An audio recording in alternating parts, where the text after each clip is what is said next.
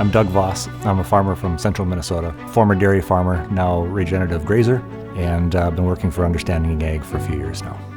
The history on my interest with regenerative ag started probably in the late 90s when we were still milking a number of cows, and we looked at organic production and for the specific reasons of how we were impacting our environment and what product we were producing on our farm and selling. And so that led into other opportunities for education. One that followed when Elaine Ingham was at the Rodale Institute, Pennsylvania. We took her course. That was my first exposure to biology and the influences of soil biology on what we do and how it affects our management.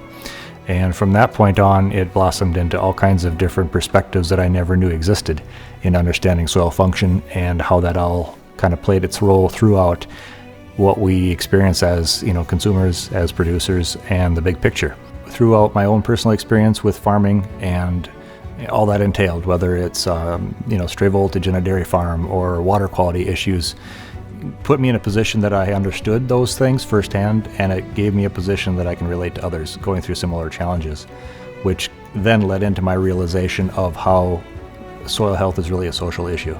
Whether it's cultural influence or personal perspective on farms and ranches that we work with, that the ultimate change actually comes from the people if they want change. And I think that gives me a bit of a unique perspective from the different farms that I've been on and different experiences that I've experienced as a consultant.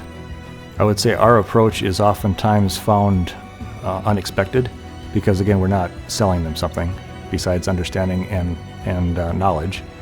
And that's a very different position that I think a lot of people approach farms with, or farm managers these days in general. And so sometimes there's not a predicted response from that, but once they've kind of captured that concept, then they're looking at things from a different perspective, and they understand that we generally want to walk with them in their journey.